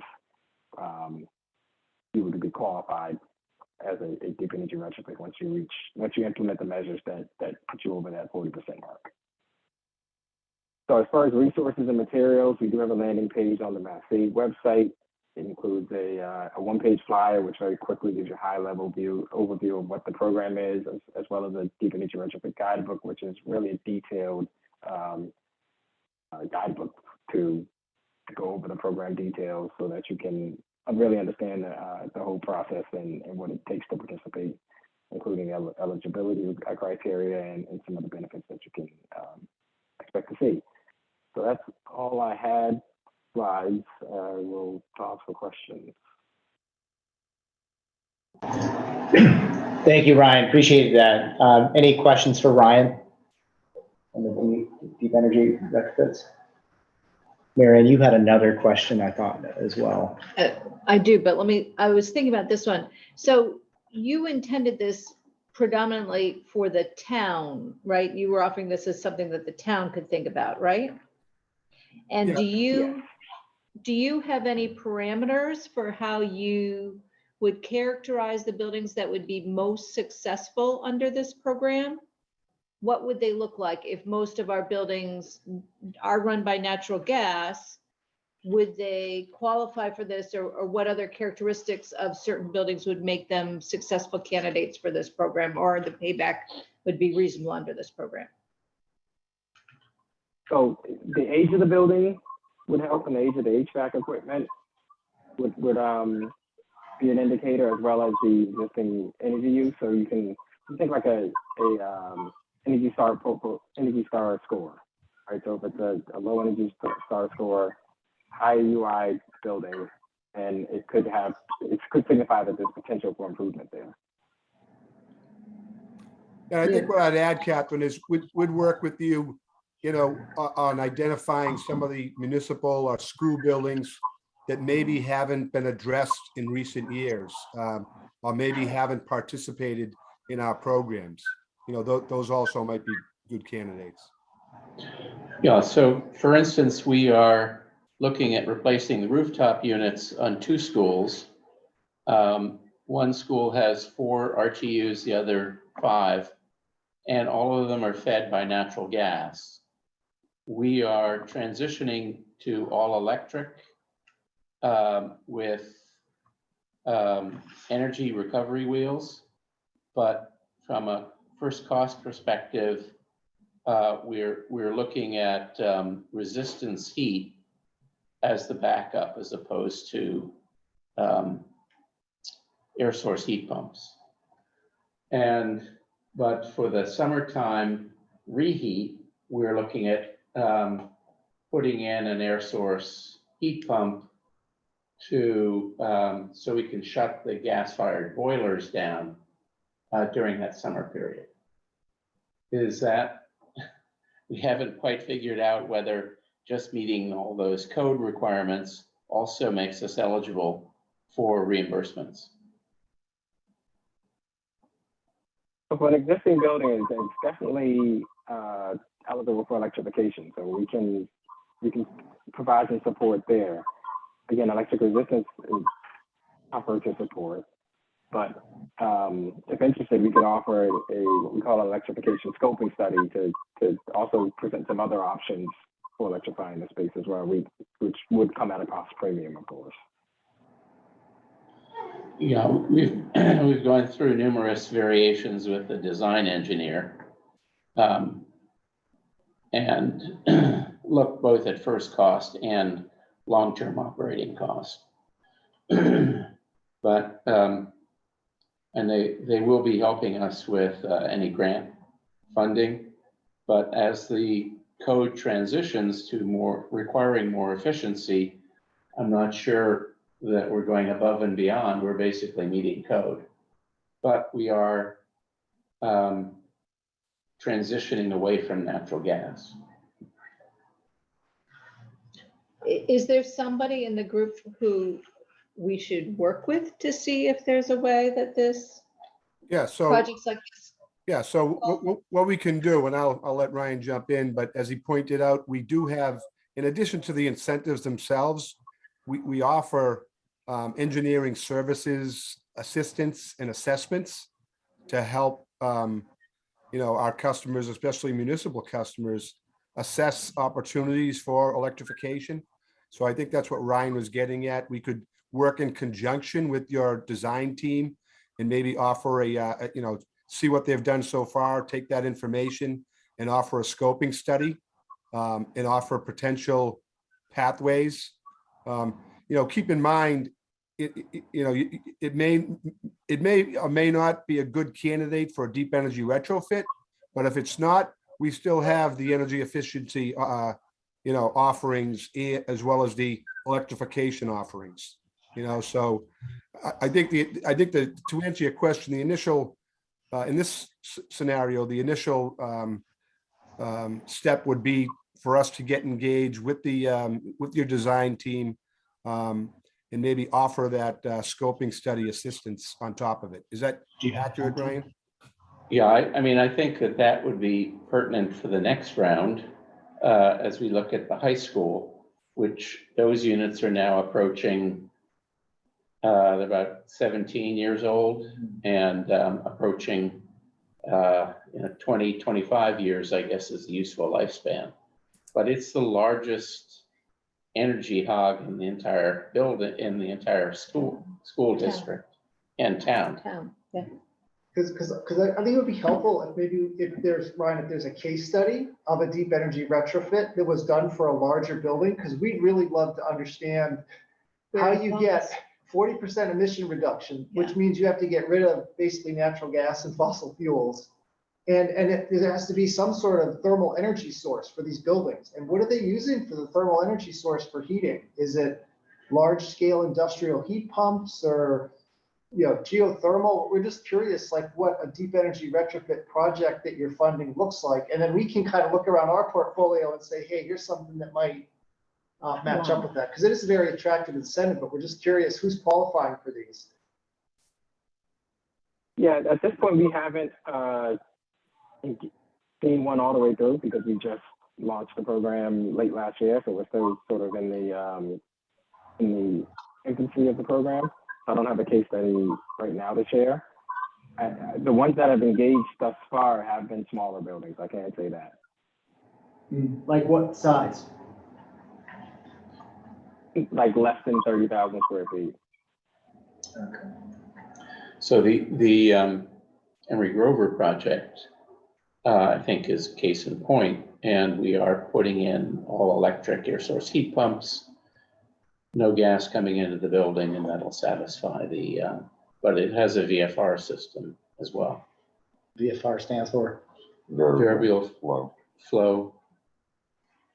Is that the vents? Similar to what we have in this building. Yes, it's basically refrigerant flow. Got it there. But I think the thing to keep in mind is I don't think, while you guys know your buildings better than we do, I think based on some of the criteria that Ryan has laid out, you might say the high school or 2 or 3 other buildings, they're high energy users. We haven't done a lot in terms of the HVAC systems in those buildings in recent years. And we can start to look at, maybe a handful of buildings and do some assessment to figure out if they are good candidates for deep energy retrofit. And then if they're not, there's still significant incentives for energy efficiency and electrification if they don't fit into that deep energy retrofit pathway. Okay. Yeah, So we is- know that the deep energy retrofit offer is a lofty goal, so we're not expecting to get a huge amount of volume. But one thing I want to point out, because you mentioned that you sort of code required to electrify some of these failing equipment. That's one area where we can help, right? Because we can help you pay the premium from electrifying with a heat pump versus electric resistance, where you would see cost savings if you do that comparison on both the operating side as well. Because we don't have to use, even though you're required to electrify, we don't have to use that as our baseline. We can still claim the fuel switch. So Ryan, are you the principal contact for municipalities who are interested in that program? So I'm the account executive, and I sort of, I'll bring in, whatever you want to talk about. If you want to talk about electrification, I'll bring in Ryan and his team. Demand response was brought up earlier. So if you wanted to talk to us about demand response, I would coordinate, a meeting with our folks who handle our demand response programs. EV Make Ready, we didn't cover today, but we have an EV Make Ready sort of 2.0 program that we recently got approved for earlier this year, and we're rolling out EV Make Ready for public facing. We've worked with a lot of municipalities over the last 3 or 4 years, and now we're working with municipalities to help them develop strategies on electrifying their fleets. So to answer your question, Stephen, I'll be the point person. And whatever you're looking to do, I'll bring in the right resources and people to address. Before you go, Mary Ann does have a question that she's been holding up. So I have one other question that's back to the big picture distribution question. We had a presentation by the MWRA folks a few weeks ago, a couple months ago maybe, about the water project they're doing to build a backup pipeline essentially out to the Quabbin, which will take, going down 300 feet and drilling for a year to build pipe underground or create the hole for the pipe underground to maintain it. They essentially said that they are working with you because they're going to have to bring out huge amount of power to be able to power that drill underground. That to me says we're going to have a tremendous amount of power at Needham's door. It's at the intersection of Route 128 and Highland Avenue where the tunnel will go down. So we're going to have a tremendous amount of power that's brought to our doorstep. The question will be, how do we get that distributed in town? Is that the right question that I should be thinking of? Is that something that Eversource is thinking of as they look at this project with how that essentially sets up communities like Needham to be ready for distribution of additional capacity throughout town? How do you think about that in your big picture? Gerhard, I can probably take that. Yeah, so we have been having conversations with the water. It's basically a big water trunk that they're trying to build, and they'll have big machines. It's currently at the conversation level. We don't have, let's say, a design on how we're going to supply, but I think based on the capacity, it looks more like a transmission level solution. It's not like a house level solution. It could be a distribution feeder, but it's more of a transmission level solution. From what I know, it is big machine. So, and it's also temporary. So it's something that we're tackling now. I don't have an answer for you on basically how we're going to design it. We are in conversations with them. I don't think there's a specific place. I think they're debating between different places. So we got to take all that information and do the same thing, actually, design how we're going to supply them. It might require coming from a different area. It might be from Needham. It's still more or less on the conversation phase. So we've been told that we are a location that they will go down from. And that we're at a juncture actually between what will come over from Quincy and what will go out from here. But it strikes me, it's interesting to me that you use the word temporary transmission. And I guess I wonder if we think about it differently, if it has the possibility of setting up more of your distribution for the future. So that's all I'm asking. Yeah, Yeah. it could. And when I say temporary, I mean their load is temporary. That's what I meant. Correct. Yeah. And I'm interested in what happens after they're finished needing that amount of power. Yeah, so I'm not familiar with the details of the project, but just as a high level of what I'd expect this to go like, right? So Needham substation has sufficient headroom to power whatever they're putting. If that's a 5 megawatt drill, that's a massive drill, right? You go right to the mountains. So in order to do that, what probably happens, they get what we'd call an express supply right out of the station, for example. So that's a dedicated line. They run right there where they hook up. Now, if that's a temporary solution, when they're gone, that line gets taken away. So number one, we wouldn't build a new substation for them. So any of those big topics that we talked about, like the massive substation deployments, that doesn't get deployed just for that project. That gets hooked into the existing substation. The express feeder that supplies them would basically doesn't supply anything else. So it terminates at that solution where they're needing it. So even if you keep that in place afterwards, you've got a feeder that's built for a singular purpose. So it gets a bit difficult to repurpose that, right? Because that's a construction solution. So it's a valid question, and I think depending, I don't know the area well enough, so I don't know where that's going to go down. But it makes sense to keep that circuit strung up and use it for something else later. That might be perfectly well the case, but that's something I'd have to defer probably on as well to our distribution engineering colleagues. It isn't the design phase, but the ideal, and this is something looked at, the ideal solution will be whatever we build, it will be reused. I mean, we're not gonna, and I think the location is also on the main corridors.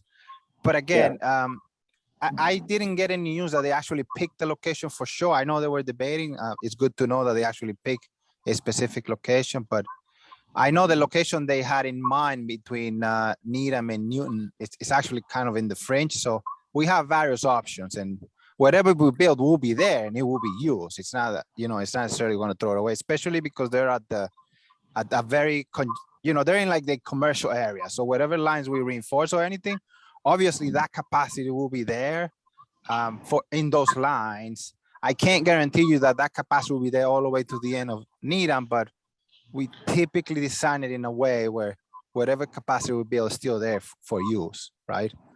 Okay, thanks. So I do need, what I'd like to find out is, do you have any curves that show the energy demand for geothermal versus air source heat pumps and how that factors in? That would be useful if you had some idea of what you've seen or what you've learned. Yeah. So the graph data that I showed for the projected load of Needham is an underlying assumption that this is air source heat pumps, right? So I just heard resistive electric heating early on, because that doubles the load, right? Between air source heat pump and resistive electric. Geothermal will be lower. The big advantage of the geothermal heat pumps is that they almost not lose efficiency on extreme cold conditions, because their control medium that they use as a heat source doesn't change. So what we model typically is called a coefficient of performance, COP, of 2 under extreme conditions for air source heat pumps. So every kilowatt hour of electricity converts to 2 kilowatt hours of heat. For the ground source heat pump, that's closer to 3.5. So your peak load, if everybody were to do ground source heat pump, would be slightly above half of what we see for the air source heat pumps. The problem with the ground source heat pumps is that they are significantly more capital intensive for the individual to deploy. Right? It is a lot easier to do air source heat pumps than to do ground source heat pumps. So yes, if you're looking for solutions to reduce the own impact and the own peak on the station in Needham, especially for large building, ground source heat pumps are a valid application that minimize the impact of that building on the system peak, and it also reduces the required amperage on your panels, right? Because a ground source heat pump will come in at less than an air source heat pump. Okay, that's great.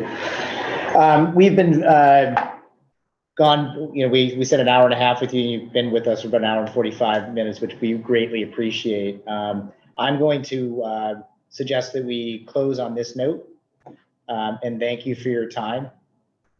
This is very helpful. Anybody have any objections to us moving on? Thank you very much. Mark, Stephen, thank you for having us. If there are any follow-up questions, you can send them to me and I can filter them to the correct subject matter expert within the within our group. Wonderful. Mark, thanks so much for organizing this. It was, I think it was highly worth it. So Mark, I really hope to connect on the Brookline Ave thing, just so that we can Yes. come to some good conclusion on that. I'll make sure that you have Mary Ann's email address as a follow-up. Will do. Thank you. All right. Thank you. So we have a few minutes left. Have a good Thank night. you. Thank you all. Thank you all. Thank you very much. Everybody. Kathy, are you able to bring up that PowerPoint from KLA? Do you need to plug that in? So, no, I've got it on the share, but how do you share? Oh, share screen? Yep. Yep. The arrow, the This up, one? the up carrot. And then You If you choose tab. Where? you can click on that window on the top where it says window or entire screen. Okay, Yeah, I think if you click on that right here. above it on the word. There you go. And then hit share at the bottom. It's not allowing you to do that. Maybe you have to click on the, Click on the window thing? click on that. Where? Here? above. Up at the Yeah, top. now click share. Now click share. Okay, so now if you open your PowerPoint, you should be able to see it. And anybody else who's online should be able to see it. Do you mind if I grab the mouse just so I can drive through this real quick? Thank you. So we met with KLA, and I think everybody knows that KLA is now our climate action consultant. They had a kickoff meeting with Nick and myself, Cecilia, Hank, Catherine. Is that it? Is that the whole group, right, Cecilia? Yeah. It's just 5 of us. And they walked us through their project plan and timeline. And so we thought it might be helpful just to give everybody a quick review of what that was about. So we went through introductions.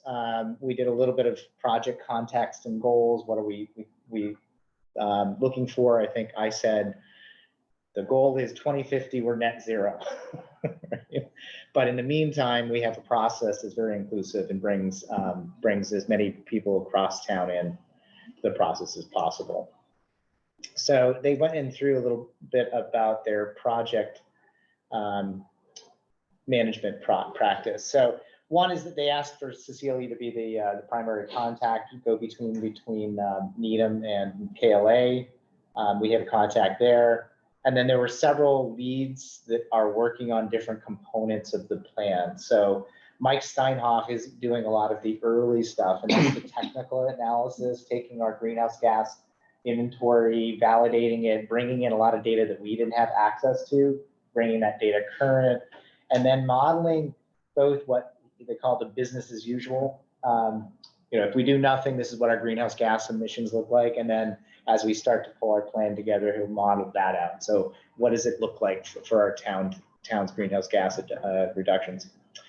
Tacey is going to be helping us with the communications engagement. So we'll talk about that in a second. And then Kate is on the more of the plan development. So we are going to do bi-weekly check-ins with them. It is going to be Nick, myself, Hank, Cecilia, and Kathy who will be meeting regularly. keeping it to 2 people on our committee means that we don't have a quorum, which means we don't need to do public meetings. So it'll just be the 2 of us meeting from the committee. They did ask about who should be involved in the review process. We did say this committee needs to be involved in the review process on the plan. There's going to be some back and forth that is more quick stuff like, hey, we've got this idea, here's a design, here's a process, in order to prevent us having to wait a month to make every one of those decisions. Nick and I are going to, with Hank and Cecilia, make those decisions on behalf of the committee. So hopefully that's okay with everybody. Trust you. Okay. So they went through the project plan. As you can see that we're in March, April, actually. So they're reviewing our existing greenhouse gas inventory. They'll give us a summary of findings report and update with new climate data as needed in the next several weeks, as well as some analysis. So I think we have a meeting Friday. Tomorrow, Yeah, we have a meeting tomorrow at which Mike Steinhoff is going to give us some preliminary data and analysis on the greenhouse gas emissions. Will you share that out when you have Yes, it? absolutely. So I don't think we need to wait for a meeting to share it out. Again, to prevent public meetings, there shouldn't be any discussion or deliberation on these things. It'll be an FYI to the group We can also put any in a common place. deliverables in our committee SharePoint. Right. Yeah. So, Or if there are comments, it should be only to one person. Well, it actually should go to Cecilia. yes, just to Cecilia. Yeah, that would be the best. Otherwise, we could walk into a deliberations online, which is not what we want to do. So the greenhouse, I mentioned that they're going to do the business as usual forecasts. They're going to begin starting to do some interviews, which might potentially get into town staff. Cecile will be the go-between there as well. What are the high impact strategy reductions that should be considered? I can't remember what QA/QC is, but quality assurance. analysis, quality control. Yeah, okay. And then the beginning of the development of the presentation slides around these things will all happen between now and June.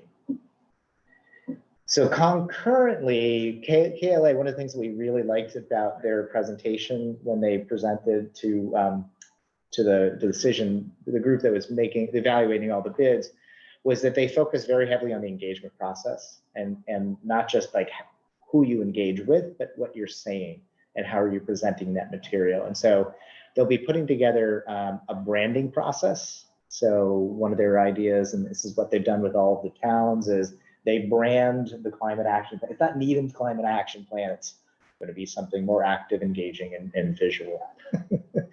And they'll be developing one-page communication pieces that we can use at public events, that we can use in the elevator pitch, so to speak, as well as developing an outreach plan. So they talk a lot about getting beyond the choir. So how do we, not just the 50 people in our working groups, but what's the next 500 people look like? Who are they? If we get the next 5,000 people, who are they? So that's all going to be developed concurrently. And then there will be developing the plan itself. So review of the content created, development of goals, strategies, actions, and metrics. And then they talk about a series of 2-hour meetings with key stakeholders. So this is likely where we're doing beyond the choir. So they've said repeatedly, don't do something in town hall where you invite the same usual people and the same people show up. How do you get more representation here? So we'll be discussing that with them in the coming weeks. Blueprint, draft climate action plan, final action plan, and there'll be presentations along the way to this committee as needed. So they might come to a meeting or two. They've budgeted, I think, 8 hours total meeting with various staff. So as needed, they'll be coming here. I won't go through every slide here because it's kind of a repeat of that whole thing. You know, the reviews of the greenhouse inventory, pathways, reduction analysis. Let's see if we got something interesting. The communications and engagement.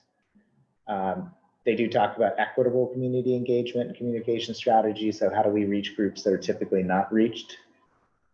So that could be the young population, the senior population. We talked about the Need and Housing Authority. There's a variety of different groups that we should be reaching out to here. There is a branding process, and I can't remember who besides myself and Cecilia was going to be in that branding process. And Amy Helson, maybe? Rachel. I think we suggested. Yeah. Possibly touching base with her at least until we get a new PIO. PIO. PIO. So they walk through the whole roadmap of how they develop the branding and the communication strategy for it. So this was the example of, what are the populations that we don't typically engage with?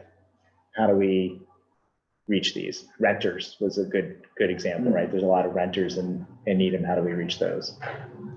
Local businesses, families, young professionals. Could you go back to that for a second? This here? So, I mean, so they're saying that the Asian population, that population falls under an audience that we don't normally reach? I'm trying to understand. They were asking the question. They went through our census data. They Okay. pulled this out. Okay. Yeah, and they were just saying, are any of these populations that are typically not engaged in the process? So they went with the API and Hispanic and people of color. We do have ways to reach those audiences, though. We do. Yeah. Good. This is the roadmap. So Dave mentioned that all of these things will be in the completed plan. So you'll have focus areas, our core topics that really focus us, guiding principles, what are the values that through which the process and the plan content are evaluated, what are our goals, what do we want to accomplish, how do we accomplish that, what's the strategy, a mechanism, what's the tool that will be leveraged to implement the strategy, what's the specific action, what's the metric, what's the target, right? So all of this is going to be layered into the plan. So are they taking, for example, in the different working groups, 3 things that came out, they're taking those and they're kind of running with those at this point? Is that They've what's got happening? those plus the other best practices that they've gleaned from working with other towns, right? So, but it's part of the engagement process with the public meetings is to actually go through that as well and to validate that we have the right set of actions. These were the focus areas and they map to what we did in the working group. Risks, opportunities, we talked a little bit about this. And that was that. That was so very quick meeting with them. When is it all? So the calendar runs out into October, November right now. I think we're asking them if they can accelerate it a little bit. And we did mention that there's several things that are on a calendar that could be potentially targets. One is the summer select board when you're setting goals for the coming year. So we thought, is there a way to have at least a high level picture done by June? Yeah. And then the second probably big point would be town meeting in the fall. And so if there's anything that might make it to the warrant, we'd really need that September. So even if the final plan comes later in October, we probably need to know if these stepped in October, September. So they're aware of that. They said, to some extent, it's really going to be dictated by how fast we respond to them as they complete their work. And they didn't seem to think that it was going to be backloaded. September to hitting town meeting in October can be a little challenging. Yes. I would just say. Yes. Yes, indeed. Yeah. I would be hoping that we would know if there's something going to be on the warrant to know that near summer. I was gonna say, so by early August, really, if we're gonna have something to review is the timing, but yeah. Okay. So that's the KLA summary. As I mentioned, we'll have a meeting tomorrow. We can send out a summary of that meeting to the group as after we finish it. And then What we don't have yet is our next meeting schedule. I think this was our last scheduled meeting. So it'd be helpful if we could maybe pick a couple of dates.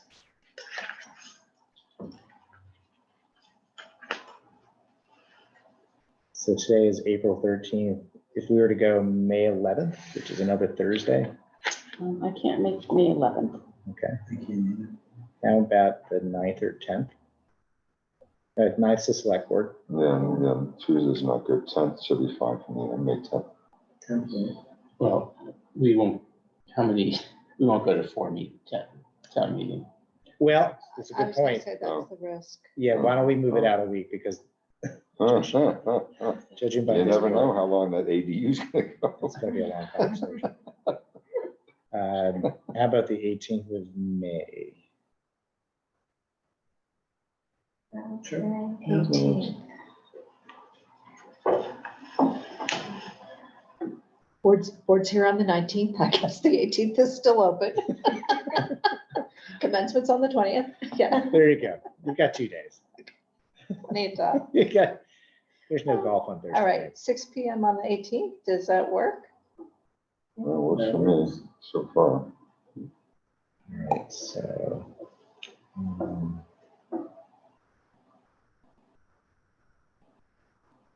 Is this room available, Kathy? I'm gonna have to check. Okay, got it. All right. So 5:18, 6 to 8. And then why don't we try June as well? And that one, I think we'd have to keep on the 8th if possible. I know that would be a short time between meetings, but we should be pretty in the thick of the plan at that point. Does June 8th work for people? I might be gone on vacation. Say, I'm actually not here that night. Or not? A Okay. couple weeks in June, so. But someone else can take the minute. You should go on vacation. You should. So- And so- That's free on the 18th, so It I'll is? grab it. Okay. Which, on the May 18th? Right. So you won't be here June 8th. Kathy, you wouldn't be here June 8th. I'm here, June, as far as I'm thinking. I think I'm in. Why don't we put that on and we can check to see if Kevin can join us that night? June 8th.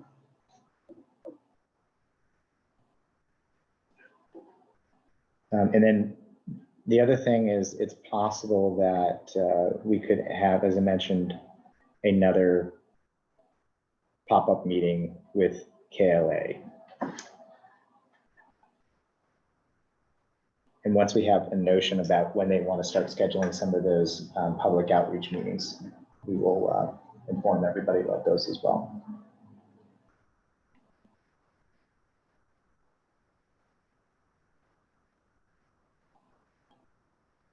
Paul, did you have something to add about the May 14th? 13th. Does this committee want to have a presence there? I think I would like to be there. Yeah. This is the EV show. Sorry, go ahead, Cecilia. This room is not available on the 8th, so are we okay with meeting in town hall Sure. in June? Okay. I'll find a room and send it out to everyone. Okay. And what time is the? Yeah, so EVs from 1 to 4, technically. I mean, these typically run 2 to 3 hours tops. So So which day is that? that's May 13th, which is a Saturday. It's at the Sunita Williams School.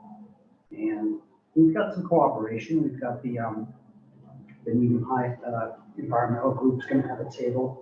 The New England Electric Association is gonna be there with their cars. Corp will be there with their cars. Abbott will be there with their ice cream.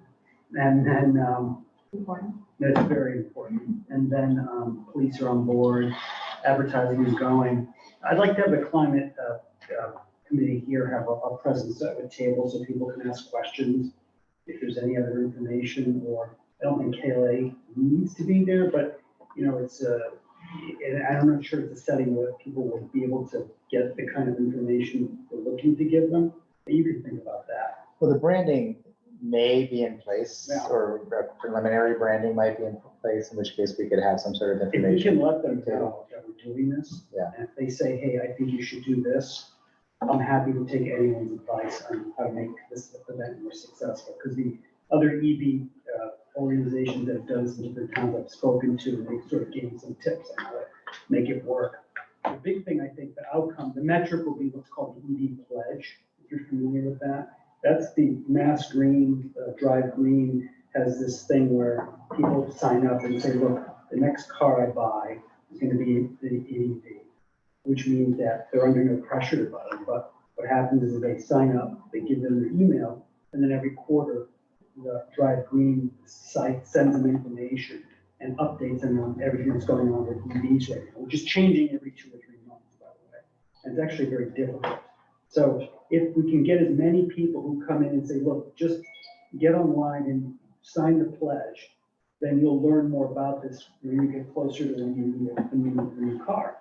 Because our worry as a subcommittee was we didn't want people to go buy a gas vehicle now if they can extend, and then when they're ready, and then there's more of these EV available, then they could get into an EV instead, which will save a lot. So the pledge is sort of the centerpiece of a metric to try to make this more than just a show and tell. So to really bring people in. Great. And they are doing test rides on that day? Yep, yeah, so I don't know how many vehicles they're bringing, they want to bring 3 or 4, and they're gonna run it, you know, there'll be a person sitting there taking people's license and then let them go, and then there'll be, and then other people just bring EVs from this New England Electric Vehicle Association, and they'll have them open, people can sit in them and stuff like that. They could theoretically let people drive, but typically it's just sort of a show and tell. Got it. And no drive. And the police had already vetted the test ride. So they don't want to do a route anymore. They don't. They're not interested in route. All they're interested in is traffic and safety. And so, you know, we're going to have to gauge it as we get close. If we have an onslaught of consumers and people who want to come in, they'll just send an officer over and have someone directing the whole thing, which is fine. You know, Okay. so. But there's probably like 2 or 3 vehicles driving. It's not like it's going to add to the traffic in the area anyway, right? No, not at all. It'll only be as busy it gets in that parking lot, really. You know, so when people pull in, they want to stop, they want to look at the EVs, or they want to get in line and drive the car. You know, these people will be milling around, their kids will be milling around, with the cars coming in and out. So safety is actually pretty important, I think. You know? So. All right. And Green Ube's on board with this too?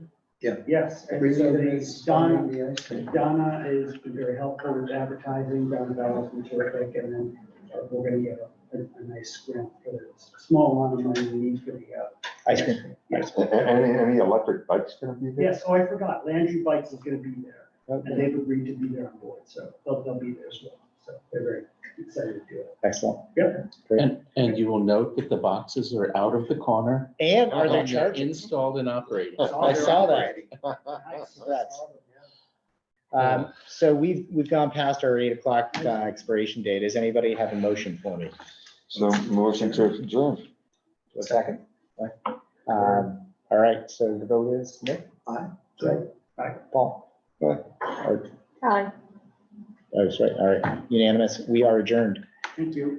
Thank you all. Thank you. We don't have to do a roll call vote. We don't? Everybody's in the room. Yeah, you just Oh, got, yeah. It's only if somebody's on Zoom that you have to do a roll call vote. That's good to know.